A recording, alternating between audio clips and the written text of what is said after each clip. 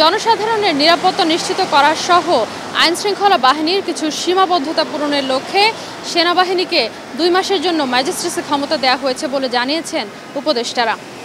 দর্শক, এটা নিউজের নিয়মিত আয়োজন আমাদের কথায় আজ আমরা কথা বলবো এই বিষয়টি নিয়ে। আপনাদের স্বাগত জানাচ্ছি, আমি সাদিয়া আফরোজ।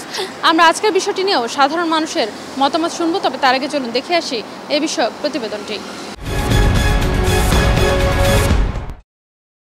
মঙ্গলবার জনপ্রশাসন মন্ত্রণালয়ের এক প্রজ্ঞাপনে বাংলাদেশ সেনাবাহিনীর কমিশনপ্রাপ্ত অফিসারদের নির্বাহী ম্যাজিস্ট্রেসি ক্ষমতা দেওয়ার বিষয়টি জানানো হয়। আগামী 2 মাসের জন্য এই সিদ্ধান্ত নিয়েছে সরকার।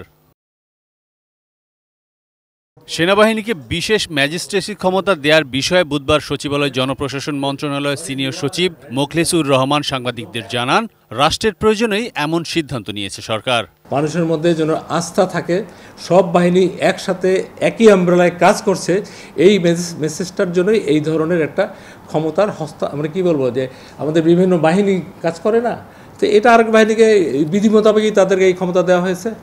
স্বরাষ্ট্র উপদেষ্টা অবসরপ্রাপ্ত লেফটেন্যান্ট জেনারেল জাহাঙ্গীর আলম চৌধুরী বলেছেন, বিভিন্ন আইনশৃঙ্খলা বাহিনীর কিছু সীমাবদ্ধতা রয়েছে, এটা পূরণ করার জন্য সেনাবাহিনীর এ ক্ষমতা দরকার।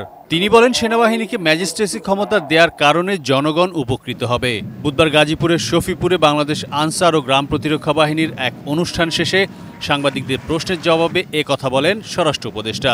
সেনাবাহিনী অনেক দিন যাবতেই কিন্তু মাঠে আছে, মানে তাদের তো একটা ক্ষমতার ভিতরে কাজ করতে হবে, প্লাস আমাদের অন্যান্য বাহিনী তো কিছু স্বল্পতা রয়ে গেছে, এটা পূরণ করার জন্য তো সেনাবাহিনী আমরা আনিছি।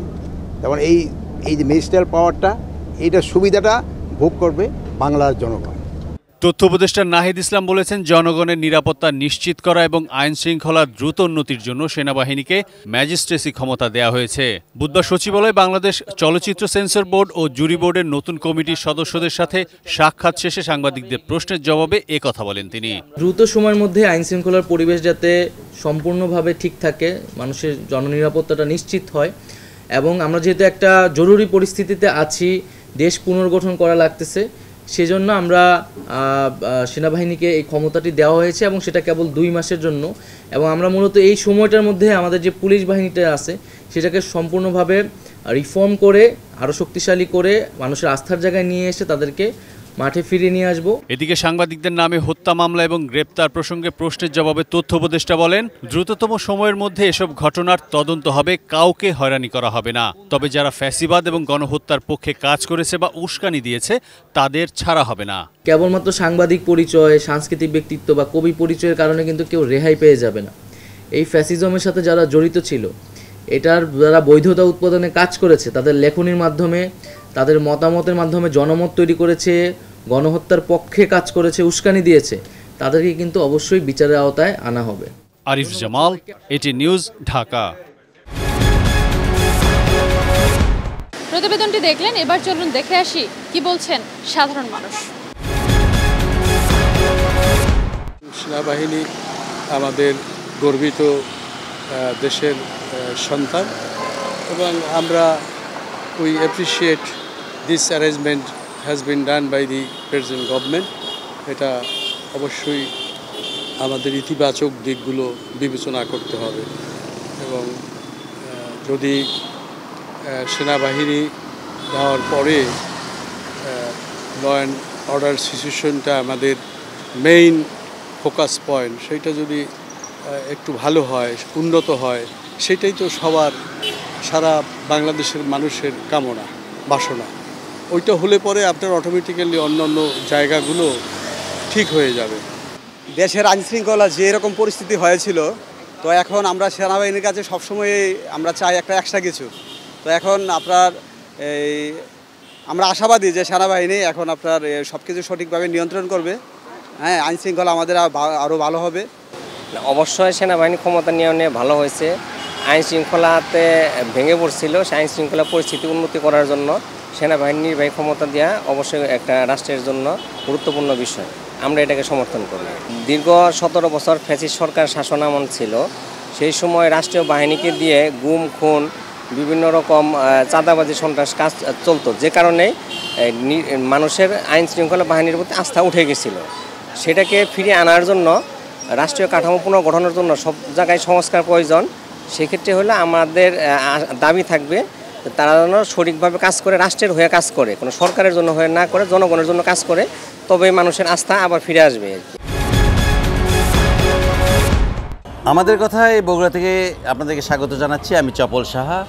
আপনারা জানেন যে গোটা দেশে জননিরাপত্তার জন্য অন্তর্বর্তীকালীন সরকার সেনাবাহিনীর কর্মকর্তাদেরকে ম্যাজিস্ট্রেসি পাওয়ার দিয়েছেন এবং তারা দেশের বিভিন্ন স্থানে আপনার মাইকিং করছেন এবং তার সুফল কিন্তু জনগণ পেতে শুরু করেছে।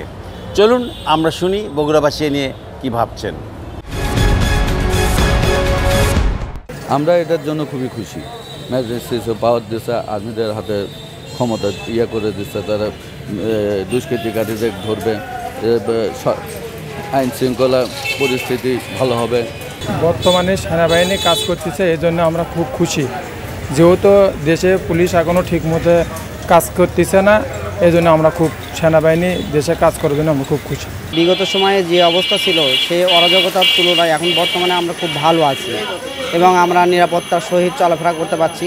ম্যাজিস্ট্রেট পাওয়ার দেওয়ার কারণে আমরা খুব সহজভাবে চলাফেরা করতেছি এবং বিভিন্ন থানা জেলা পর্যায়ে যে মাইকিং দিয়ে তারা স্বাভাবিকভাবে হচ্ছে যে দেশকে পরিচালনা করতেছে, সেই ক্ষেত্রে আমরা এখন অনেক নিরাপত্তা ফেস করতে পারছি বিগত সময়ের তুলনায়। গত কয়েকদিন আগে যে আন্দোলন হচ্ছে, আন্দোলনের পরে আগে এবং পরে পুলিশ প্রশাসন তেমনভাবে কাজ করছিল না। সেনাবাহিনী নামাতে দেশের জনগণ একটু সুফল পেয়েছিল এবং ম্যাজিস্ট্রেট পাওয়ার দেওয়ার পরে জনগণ আরও বেশি আনন্দিত এবং নিরাপদ বোধ করতেছে। আমাদের কথায় ফেনী থেকে স্বাগত জানাচ্ছি। আমি দিদারুল আলম। জননিরাপত্তায় 2 মাসের জন্য সেনাবাহিনীকে ম্যাজিস্ট্রেসি পাওয়ার দেওয়া হয়েছে জানিয়েছেন সরকারের উপদেষ্টারা। এ নিয়ে শুনবো ফেনীর সাধারণ মানুষের কথা। এটা তো নিঃসন্দেহে ভালো হয়েছে, যেহেতু সেনাবাহিনীকে ম্যাজিস্ট্রেসি পাওয়ার দেওয়া হয়েছে। কারণ দেশে তো চরমভাবে গণ অভ্যুত্থানের পরে দেশে তো চরমভাবে আপনার ধরেন আইন শৃঙ্খলা অবনতি হয়েছে। ওই প্রেক্ষাপট চিন্তা করলে সেনাবাহিনীকে অবশ্যই দেওয়ার দরকার ছিল। আমি মনে করি এটা ভালো দিক, পজিটিভ দিক মনে করি। সাধারণ মানুষ হিসেবে এটা আইন শৃঙ্খলা বাহিনী নিয়ন্ত্রণ করার জন্য এখন খুবই দরকার ছিল, কারণ দেশের সার্বিক পরিস্থিতি এখন অনুকূলে নাই।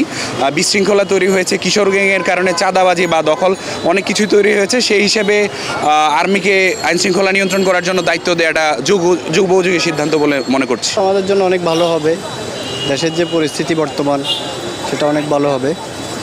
আমি মনে করি আমার পক্ষ থেকে এটা ঠিক আছে, এটা সুন্দর একটা কাজ করছে সরকার। এটা রাষ্ট্র একটা নিয়ন্ত্রণে থাকা, এটা আর আমরা সর্বসাকল্য দিক বিশ্লেষণ করলে আমরা অনেক ভালো একটা পজিশনে, ব্যবসা বাণিজ্য, রাস্তায় চরম গতিতে চলা, সর্বসাকল্য আমরা ভালো দিক বিশ্লেষণ করবো, এটাই তো।